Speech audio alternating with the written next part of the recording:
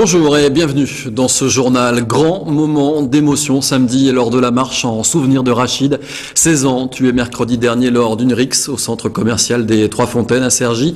Une foule recueillie à marché de Pontoise à Cergy. Les témoignages d'appel au calme et d'apaisement entre les deux quartiers rivaux de Pontoise se sont multipliés. Regardez ce sujet, il est signé Yohan Bensoussan et Brice Martinelli. Le silence et le recueillement pour rendre un dernier hommage à Rachid El Mokhtari, 16 ans, tué mercredi dernier au centre commercial des Trois Fontaines lors d'une rixe entre jeunes des Louvrais de Marcouville.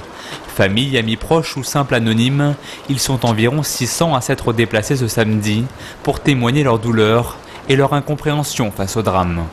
3 coups de couteau dans la poitrine de l'autre jeune, c'est vraiment c'est inacceptable et c'est choquant, donc ça nous inquiète, même les mamans, les parents. Moi j'habite le quartier, les mamans, là il y a même des activités qu'on a arrêtées parce qu'on était inquiets, parce que on vit dans l'insécurité, il faut sécuriser notre agglomération. Dans le cortège, des photos de l'adolescent et quelques mots pour exprimer la tristesse. Organisée par les jeunes du quartier de Marcouville, cette marche silencieuse au-delà de l'hommage, c'est aussi l'occasion de lancer un appel au calme entre les deux quartiers rivaux de Pontoise. On en a fait 4 marches sur le territoire de l'agglomération. 4 marches et 4 marches pour les mêmes causes, pour les mêmes histoires. 20 ans de violence entre Marcouville et les Louvrais. 20 ans de violence entre Cergy-Saint-Christophe et la Croix-Petit. 20 ans de violence entre Jules-Moutier et Vauréal. 20 ans de violence entre Cergy-Saint-Christophe et les Hauts-de-Cergy. 20 ans de violence entre Menucourt et Cours-Dimanche. Il faut que ça cesse. Malheureusement, nous, les grands de quartier, on fait tout par rapport aux plus jeunes pour les apaiser. Mais sans vous mentir, il restera toujours une rage. Cette rage-là, malheureusement, on ne pourra pas. C'est impossible de contrôler tout le monde. On fait du mieux possible. J'espère qu'on fera du mieux possible. À quelques pas de l'endroit où s'est effondré Rachid, ses proches ont pris la parole pour demander aux élus la création d'une cellule psychologique, mais également une commission de médiation entre les quartiers de Pontoise pour qu'un tel drame ne se reproduise plus. Nous, c'est notre destin. Et au sujet de l'enquête, sachez que 2 jeunes de 16 et 17 ans soupçonnés d'avoir tué Rachid ont été mis en examen pour homicide volontaire et placés en détention provisoire dimanche. L'un ou l'autre peut avoir porté le coup de couteau mortel. L'information judiciaire devra permettre de déterminer lequel des deux en est l'auteur, explique le parquet de Pontoise.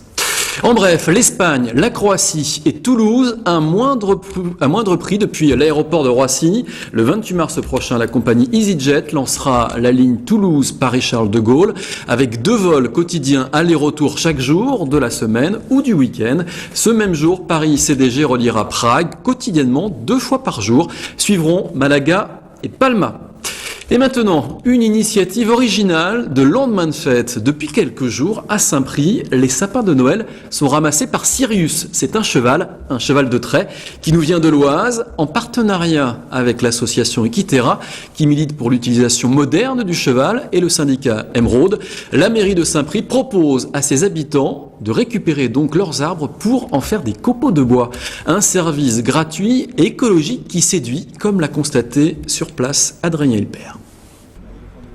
La mairie de Saint-Prix compte depuis le 8 janvier un nouvel employé municipal. 5 heures par jour, Sirius, cheval de trait ardennais, arpente les rues de la commune pour ramasser les sapins de Noël. Il y a plus de 200 sapins ce matin en 2 jours et demi de collecte. Et il reste 2 jours et demi de collecte encore d'ici la fin de l'opération. Avant broyage et compostage des sapins. Plus écologique, la démarche se veut aussi utile pour les habitants. Tous les sapins, tout ce qu'on a là, on va les broyer, on va en faire des petits copeaux qui serviront 1 au service technique et 2 aux Saint-Priciens qui auront envie de récupérer des copeaux. Ils pourront venir les chercher à la fin de la semaine, vendredi et samedi, et récupérer les copeaux. L'année dernière, les déchets verts représentaient près d'un quart des 430 kg de détritus produits par un Saint-Pricien. Pour les réduire, la mairie voudrait étendre ce type d'opération toute l'année. Pour le maire de Saint-Prix, le cheval permet de rendre le tri des déchets plus sexy. Il plaît beaucoup à tout le monde, aux enfants en particulier, mais même aux Saint-Priciennes et Saint-Priciens qu'on croise dans la rue. Du coup, il devient une mascotte, il devient, si vous voulez, un ambassadeur de l'objectif, c'est l'ambassadeur du tri, de la réduction des déchets. Il devient cet ambassadeur et ça donne envie aux gens d'adhérer. La collecte de sapins ne sera pas le seul travail réalisé par Sirius et son attelage durant cette semaine. Il s'arrêtera également dans les différentes écoles de la ville. En présentant une espèce en voie d'extinction, comme la race ardennaise, l'objectif sera alors de sensibiliser les plus jeunes au développement durable et aux relations avec la nature. En bref, Coupe de France de foot, Saint-Ouen-le-Mône n'a pas rencontré Sedan samedi. Le terrain n'était pas praticable. Mais les footballeurs de Cergy-Pontoise connaissent déjà leur adversaire en cas de victoire sur Sedan. Auxerre ou Amiens, belle affiche en perspective, club de national ou club de Ligue 1 encore plus prestigieux. Mais il faudra d'abord remporter le 32e de finale. Mais ça motive quand même un peu plus une équipe que l'on sait regonfler à bloc. Le match se jouerait le 23 ou le 24 janvier prochain, donc face à Sedan. Allez, zoom maintenant sur Piano Campus, un événement qui ouvrira sa 9e édition le 16 janvier prochain avec un concert assuré par l'ensemble Quai numéro 5 au Dôme de Pontoise.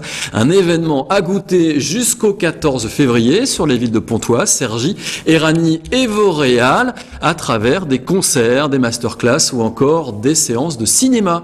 Ce Piano Campus 2010 rendra hommage à Frédéric Chopin et Robert Schumann dont on célèbre le bicentenaire cette année. Point d'orgue de ce Piano Campus, bien sûr, le concours international qui récompensera le meilleur pianiste. 12 jeunes prodiges âgés de 16 à 25 ans présenteront lors des phases éliminatoires un programme libre de 25 minutes maximum, comprenant 3 œuvres. Pour Pascal Escande, directeur artistique de Piano Campus, eh bien c'est un moment que les amoureux de la musique classique ne doivent pas rater. On l'écoute au micro de Marie Chaudet. Ils entendront 12 merveilleux récitals de piano et je crois que c'est le point fort. Ce sont les éliminatoires et c'est la confrontation des différentes écoles, des différentes esthétiques et aussi des différentes techniques et personnalités. Parce que aussi quand on fait de la scène, il faut une personnalité et c'est ce qui tranche entre la superbe interprétation et puis comment la faire passer aussi au public. Et ce Piano Campus 2010 s'achèvera donc le 14 février avec la finale qui opposera les 3 pianistes vainqueurs des éliminatoires. Voilà, ce journal se termine. Merci encore de l'avoir suivi. L'info continue bien sûr sur notre site internet vonews.fr. À demain.